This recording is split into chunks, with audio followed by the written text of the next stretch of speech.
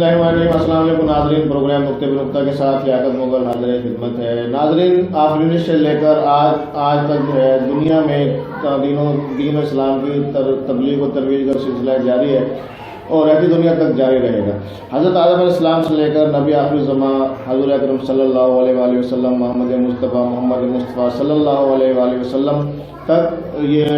دین کی ترویج کا سلسلہ جو ہے سینہ بہ سینہ جو ہے منتقل ہوتا چلا رہا ہے، اور آپ صلی اللہ علیہ وسلم نے پوری دنیا میں اسلام پھیلایا۔ آپ کے بعد صحابہ کرام،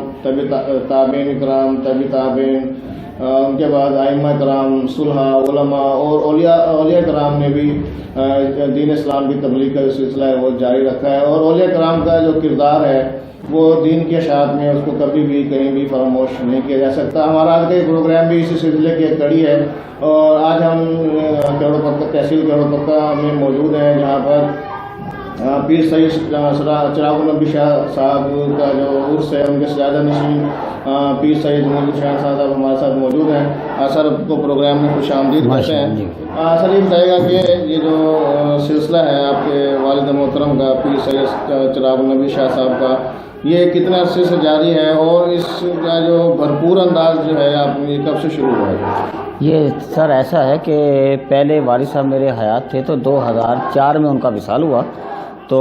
آپ اپنے چچا حضرت قبلہ پیر سے نذیر حسین شاہ صاحب رحمۃ اللہ تعالیٰ علیہ، جن کا مزار شریف پیلی کوٹھی پہ موجود ہے، تو آپ اپنی حیات ظاہری میں کرواتے رہے، تو آج ان کا جو عرس مبارک ہے وہ 64واں ہیں، یعنی پچھلے آپ 50 سال سے 48 سال سے آپ کا کم و بیش عرس اپنی حیات ظاہری میں کروا رہے تھے۔ آپ کے وصال ظاہری کے بعد تو آپ کا اور قبلہ پیر سے نذیر حسین شاہ صاحب کا دونوں کا عرس مبارک پھر ہم اکٹھے کرواتے ہیں، تو لہٰذا یہ جو بھرپور انداز جو آپ نے جو سوال کیا ہے اس کا تو یہ تو پچھلے 48 سال سے ہو رہا ہے جو والد صاحب اپنی حیات ظاہری میں کرواتے تھے، لیکن اب کیوں بھرپور انداز یہ کہ والد صاحب کے بھی مریدین تو کافی انہوں نے کاوشیں تھی دین کے سلسلہ میں، آپ سے پہلے قبلہ نذیر حسین شاہ صاحب کی تھی جو آپ 48 سال سے ان کا کرواتے رہے، ان کے بعد پھر آپ کا بھی عرس مبارک ہونے لگا، تو 2004 کے بعد جو ہے نا یہ انشاءاللہ بہت وسیع پیمانے پر پھر شروع ہو گیا، جو 26 نومبر پہلے آپ کی حیات ظاہری میں ایسا ہوتا تھا، آج بھی وہی تاریخ پر جو ہے نا اس سے بھی زیادہ بھرپور انداز سے ہوتا ہے۔ اچھا، یہ بتائیے گا کہ جو پیر چراغ النبی شاہ صاحب کے جو مریدین ہیں وہ کہاں پر ہیں اور کس شہر میں ان کے مریدین زیادہ ہیں؟ الحمدللہ آپ نے ساہیوال میں اور وہاڑی کا قیام پذیر ہوئے، وہاں پر بھی دین کی بڑی تبلیغ کی، وہاں پہ آستانہ بنایا، پھر جامعہ بھی بنایا ہے، اور دین کی تعلیم ادھر بھی دی جاتی ہے، اور وہاں پہ پڑھایا بھی جاتا ہے بچے اور بچیوں کو، اور سلسلہ نقشبندیہ میں روحانی تعلیم بھی دی جاتی ہے، تو لہٰذا ساہیوال جو ہے نا وہ مین مرکز ہے، اس کے بعد پھر لاہور، فیصل آباد، اکاڑا، اسلام آباد، خانیوال، میاں چنو، وہاڑی، اور پھر صادق آباد اور سکھر، اور پھر بہاول پور، ملتان، ایسے یہ سارے ملک میں ہیں جہاں پہ مریدین کا سلسلہ جاری ہے۔ پھر بیرون ملک میں دبئی، مسقط، انگلینڈ اور کینیڈا، ایسے وہاں پر بھی مریدین کا سلسلہ، سعودی عرب میں کافی وسیع ہے الحمدللہ، تو یہ سلسلہ چلتا ہے۔ پھر دور دراز سے دوست ہوا پھر وہ سارے اکٹھے ہو کے پھر اس مقررہ تاریخ پہ حاضر ہوتے ہیں۔ اچھا جی، بتائے گا جو پیر چراغ النبی شاہ صاحب ہیں، جو ان کی مریدین میں جو اضافہ ہو رہا ہے، ان کی ایسی کیا کرامات ہیں کہ لوگ جو ہے جوگ در جوگ جو ہے ان کے مریدین بنتے جا رہے ہیں؟ دیکھیں، یہ تو حضور کی حدیث ہے کہ تم میں سے نیک وہ لوگ ہیں جن کی صحبت و سنگت سے اللہ کی یاد آئے، تو حضور نے فرمایا، تو لہٰذا ان کی کرامات تو یہ ہیں کہ بے شمار ہیں جو ایک اظہار نہیں کیا جا سکتا۔ اگر کوئی چور آیا تو وہ بھی نمازی ہوا، کوئی ڈاکو آیا تو وہ بھی نمازی ہوا، کوئی ایسا گناہ گار جو بندہ جو عام دنیا میں جو بھی اپنی شب و روز اپنے اس یہاں پر گزارتا ہے، لہٰذا آپ کی نگاہ کریمانہ سے، آپ کی صحبت و سنگت سے وہ جو ہے نا اپنی گناہوں سے توبہ کر کے وہ نیکیوں میں لگا، وہ نمازی ہوا، وہ عبادت گزار ہوا، زہد و تقویٰ میں اس نے اپنی زندگی گزاری۔ کرامات کا جہاں تک تعلق ہے، آپ نے جو دعا جس کے لیے فرمائی، کسی کی اولاد نہیں تھی، ڈاکٹروں نے جواب دے دیا، آپ نے اپنی زبان سے دعا فرمائی تو اللہ پاک نے 20 سال جن کو اولاد نہیں ہے ڈاکٹروں نے جواب دیا، ان کے ہاں اولاد ہو گئی۔ بیماری تھی ایسے دل کے وال بند ہو گئے، ایک دوست تھے وہ ان کے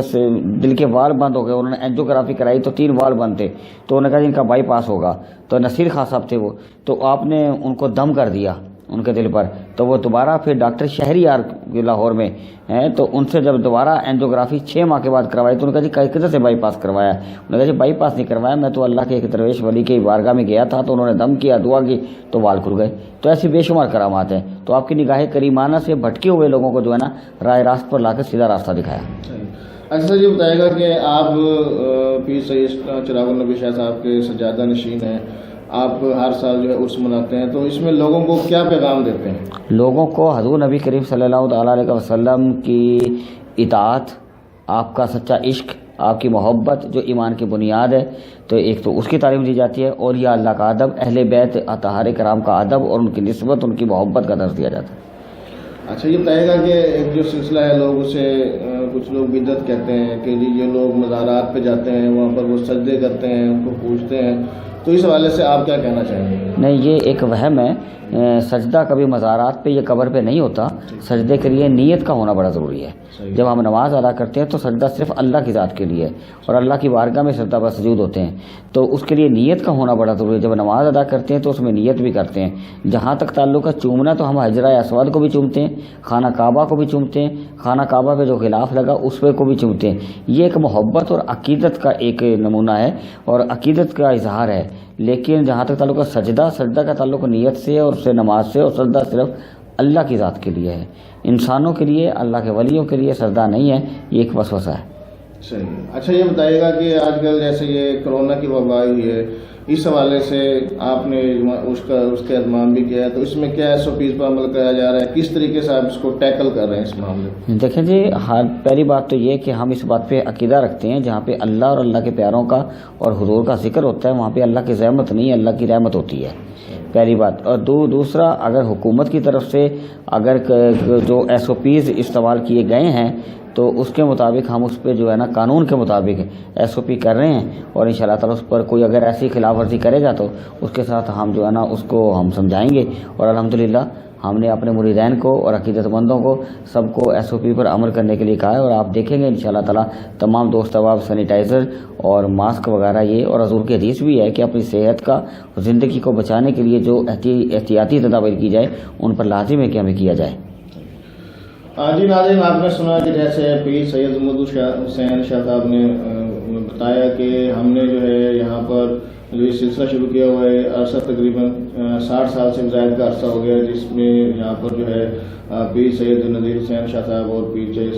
چراغ حسین شاہ صاحب کا جو ہے عرس بڑے عقیدت و احترام سے منایا جاتا ہے، ہر سال منایا جاتا ہے، اور دور دراز سے جو ہے مریدین اور زائرین جو ہے یہاں پر آ کر جو ہے اس کا اہتمام کرتے ہیں، اور اللہ تعالیٰ کے حضور جو ہے ان کی بارگاہ میں دعائیں کرتے ہیں، اور یہاں پر جو ہے زائرین قافلہ در قافلہ جو ہے وہ شامل ہوتے ہیں۔ آج بھی جو ہے وہ قافلے یہاں پر پہنچ رہے ہیں، اور اس طرح انہوں نے کہا کہ جو کرونا کے حوالے سے جو ہے وہ تمام حکومتی ہدایت کے مطابق SOPs پر جو ہے وہ بھی عمل درآمد کرایا جا رہا ہے، اور انسان جو ہے اپنی صحت کے حوالے سے بڑا کانشیس ہے، تو اس لیے تمام لوگ بھی احتیاط کر رہے ہیں، اور ہم بھی جو ہے ہدایت کر رہے ہیں۔ جو ہے SOP کے حوالے سے ماسک بھی دیے جا رہے ہیں، اور اسی طرح سے جو سینیٹائز بھی کیا جا رہا ہے، تو یہ اس جو ہے 2 دن تک جاری رہے گا۔ آج اس کا پہلا دن تھا، اور کل جو ہے دیگر جو تقریبات ہیں وہ بھی منعقد کی جائیں گی۔ جناب آپ کا بہت بہت شکریہ۔ اگلے پروگرام تک کے لیے اجازت دیجیے گا۔ اللہ حافظ۔